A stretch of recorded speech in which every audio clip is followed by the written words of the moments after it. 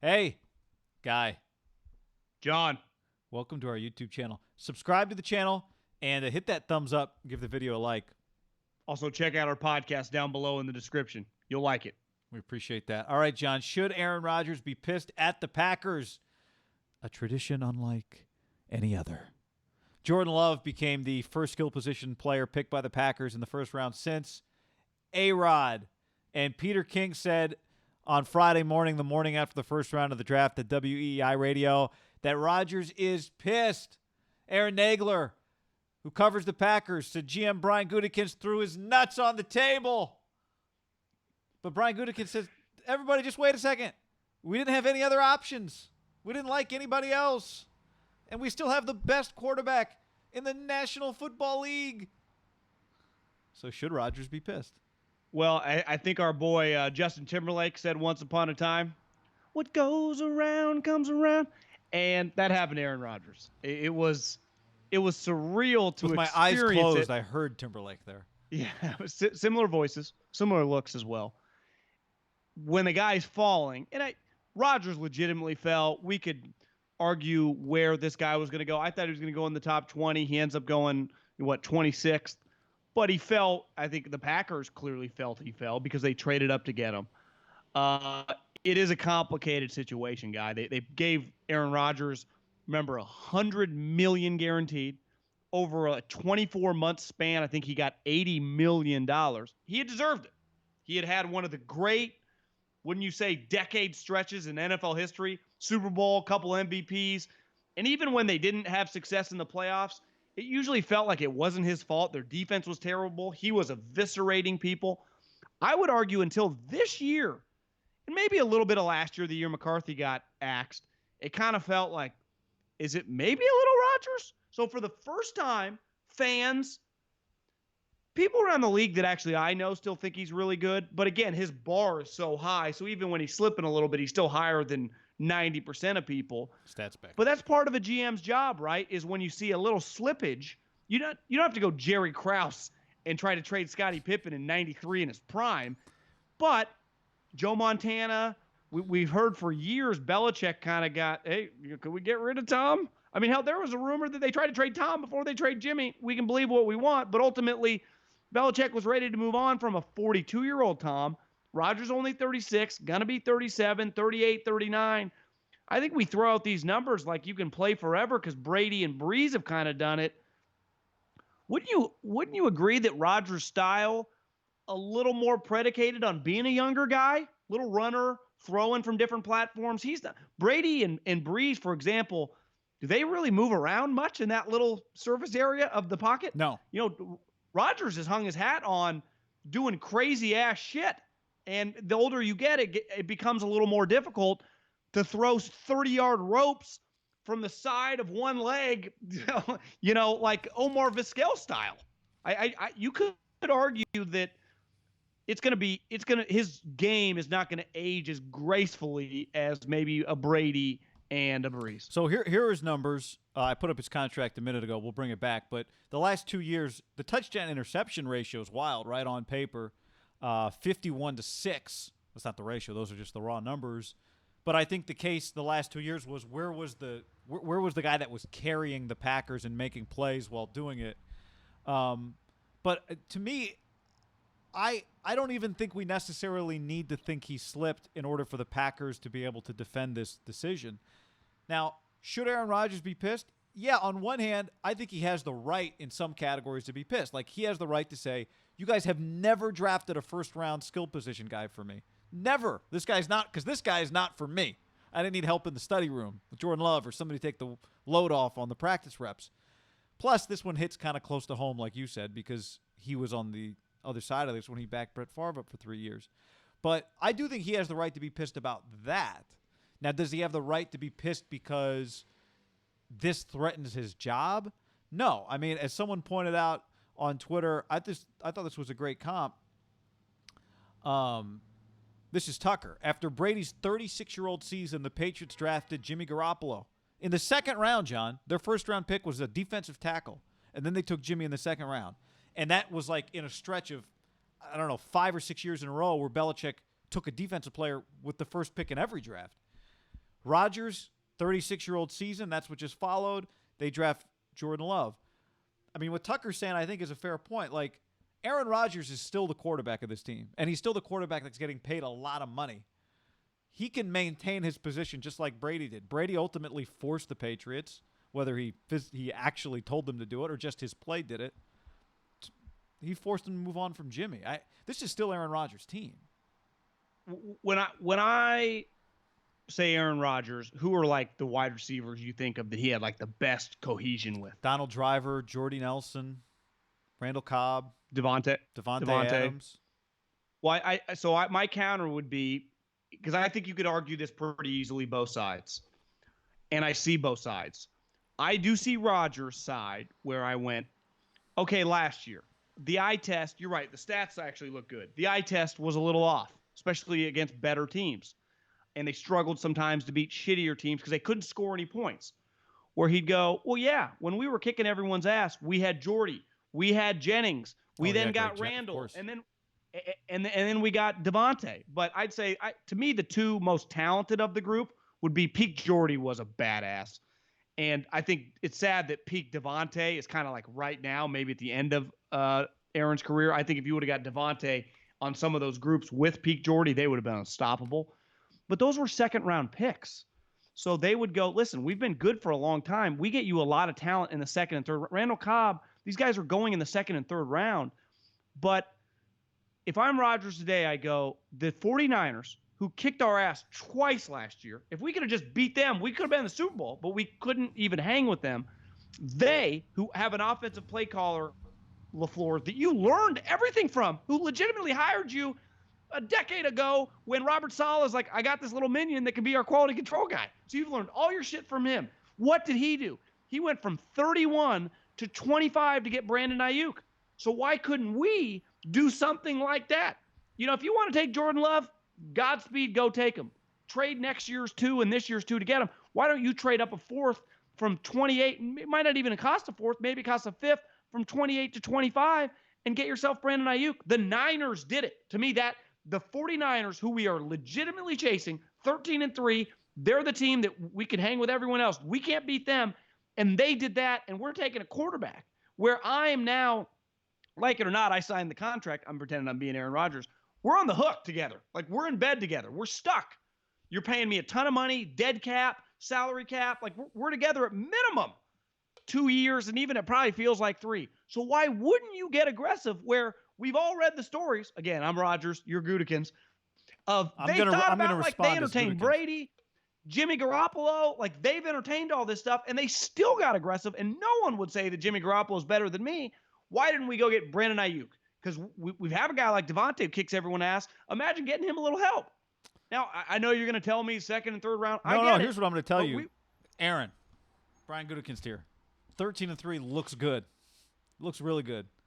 The 49ers were leading the Super Bowl in the fourth quarter. So I know I heard people saying this on Thursday night after the draft, people tweeting it. The Packers a player away from winning the Super Bowl. No, they weren't. Yeah, they were a game away from the Super Bowl. Kind of. They got their ass kicked twice by the 49ers. They're not as good as the Saints. They beat the Seahawks. Okay, we'll see if they can do it again. Luckily for them, the Seahawks are in a pretty good division, so maybe the Seahawks just won't have home field for a few years. I don't know. The NFC is stacked. The Bucs are better. The idea that the Packers are going to be a 13-3 team again this year, or even a 12-4 team, or an 11-5 team, I think it's fair, if you're the Packers, me, Brian Gutekunst, to look at this team and go, 13-3 was a little bit of smoke and mirrors. Like, what we have ahead of us is actually a little more work than 13-3 makes you think. And so I'm looking around going, is Brandon Ayuk going to be the difference? Now, I do think you could argue, if you're Rodgers, for what you said. I think that's a fair argument. But I also think they're sitting there going, wait a second, if anybody should be given the leeway to do this, isn't it the organization that did it to a perfect execution the last time around? Shouldn't it be us? This is later in the draft. This is a player that people do think needs a year or two that you can work with them. Isn't this the perfect situation to do it? Draft a quarterback before you have to have a quarterback? And decide that the guy whose cap hit is $50 million this year, we're just going to ask him to earn his money? I mean, couldn't I make the case? I'm paying you $50 million because I need you to be a great player. And if you're not a great player, we are not going to win the Super Bowl. I'm now LaFleur. If you have to draft a quarterback because you need a quarterback, it's too late. Yeah. Now let me become Rodgers again. Well, I saw the way you smiled, LaFleur, when you drafted that pick. Well, maybe you should have been nicer just, to me when you changed all my plays. That's why back to John Middlecoff now. I do think there's an elephant in the room here where you are the guy that management likes. It becomes a little complicated. Even you're accomplished as Rodgers, is financially taken care of as Rodgers. When you talk about quarterback controversies and famous quarterbacks that have highly drafted guys nipping at their heels, and it's not like Love can even nip at his heels, but just the conversation, it can become a slippery slope of just chaos and mayhem, especially with this individual. Like, unlike Tom, say one thing for Brady. He was like a created robot for the media. He was never going to slip up about Jimmy. We've seen Rodgers, like, he's smart enough to take some jabs, like a smarter version of Roethlisberger, where it's like you can throw a couple logs on the fire and, like, let's watch this motherfucker grow. And you can play into it. I think Jordan Love's put in a tough situation. The coach speak, we don't believe anything the coach says typically, and like, you agree that Gutekunst's comment, we believe we have the best quarterback in the NFL. Like, Gutekunst, you're an NFL scout. No, in no world do you believe Rodgers right now is better than Mahomes. We all think he's great, but he's not the best quarterback in the league anymore. That to me is what I talk about being a little coach speak. Like, that's the type of stuff that starts getting, kind of nitpicked. And that's where I think it could just be a story that just simmers and simmers. And then Rodgers has a bad month, it grows. Love has a couple sweet preseason games, it grows. Rodgers sprains an ankle really bad. Love plays in a game against the Vikings, looks awesome, it grows. Where it's that situation where if Mariota, I'm just using a hypothetical, Mariota's your backup, same situation. Comes in, fills in for Rodgers, wins a game or two, no one even thinks twice. But when it's the first rounder, it doesn't just a local story. It's not just a Packer story. It's one of the biggest stories in the country, right? Yeah, but I mean, they did it for 3 years with Aaron Rodgers as the backup, and he was a first rounder. And like you told me before we started making this video, and I think you're right, he was a more famous quarterback coming into that draft than Jordan Love was. I mean, he played at Cal. He'd had one of the best teams in the country for a period of time. Been one of the more accurate players in college. Like Parag Marathe told us on our podcast, he had a deal done with Aaron Rodgers if they didn't take Alex Smith. So, like, in other words, people thought he might be the number 1 overall pick. It's just they created, and they're doing, like, Brian Gutekunst's job is to take care of the Packers for the next decade. He is doing what he thinks right. But while sometimes you do what's right, when you're in a because this is ultimately a business and you're tied to this individual and he's as talented still and as accomplished, it becomes a very, very complicated situation. And you could argue when you're trying to run a football team for the head coach, something that can splinter locker rooms, right? Yeah, I mean, so we're looking at the money. I don't know if you guys can read this, but this year, 2020, cap hit is $21 million. Next year, it's $36 million, and the dead cap is almost $32. You're not cutting that guy. So that's 2 more seasons with Rodgers as the quarterback. Then the next year, the cap hits 30. It's actually 40. That's not really tradable, but the dead cap's 17, so maybe that's somewhat cuttable. So that's leading a lot of people, and maybe you watching this believe this, to thinking that Aaron Rodgers is the quarterback for the next 2 years. If Aaron Rodgers is a good player for the next 2 years, not great, not the best player in the NFL, if he's good, okay, then it can be maneuvered, right? The Packers, when they did it with Favre as an organization, were pretty well set up to handle controversy, and even that guy, I remember those like training camp videos, Sal Powell reporting live, Rodgers long hair, everybody riding bikes through Green Bay. It was just huge. Favre saying whatever Favre was saying. It was big. To me, where it gets weird is kind of what you described.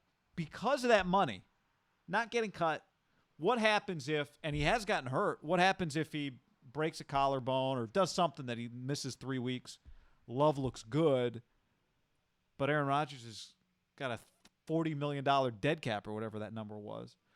And, well, he's not quite Aaron Rodgers yet, but he's good enough that it might be time to pivot. But you can't really get out from under the money for a year and a half.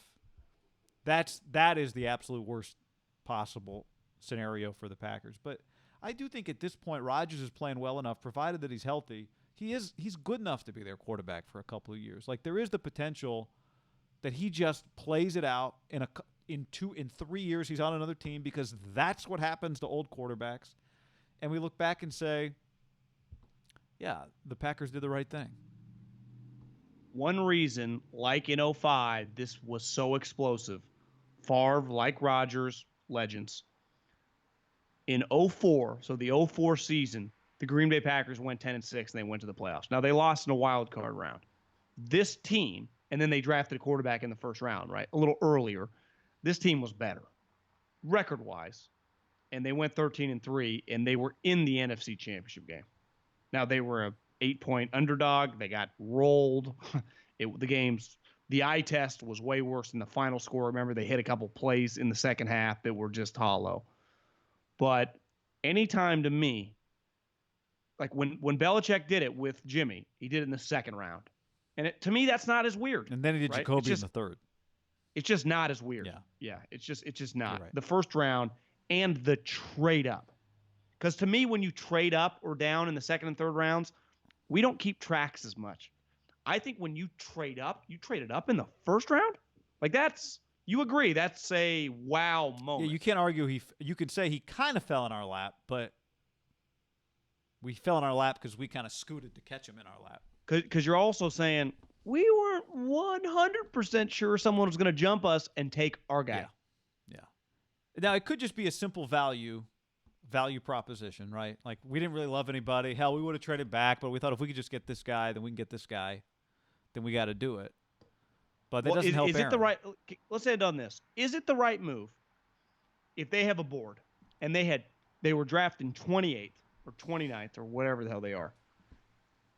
They have, of 32 first-round picks, let's say they graded 20 first-rounders, and Love was clearly one of them to them. Is it the right draft move if you can't trade back to go get a guy that you view as a first-rounder because his value – let's say Rodgers keeps kicking ass like Brady did. Well, then you can trade him for a 1 and a 2, right? Is it the right big-picture football move that you go if you're Brian Gutekunst? You know what? Either way, we're going to develop this guy, and he's going to become good. He's either going to become our starter, or Rodgers is going to keep kicking the shit out of everybody, and we're going to have him for 5 more years, and we'll trade this guy in 2 for a war chest. Yes. I defend Aaron Rodgers' right to be pissed, but that doesn't mean the Packers did the wrong thing. Probably convinced me. And by the way, John, I'll finish with this. Field Yates tweeted this back in March on the possibility of drafting a quarterback. No matter who you bring in, they're not going to be able to beat me out anytime soon. He's not wrong. Like the video. Tell us what you think in the comments.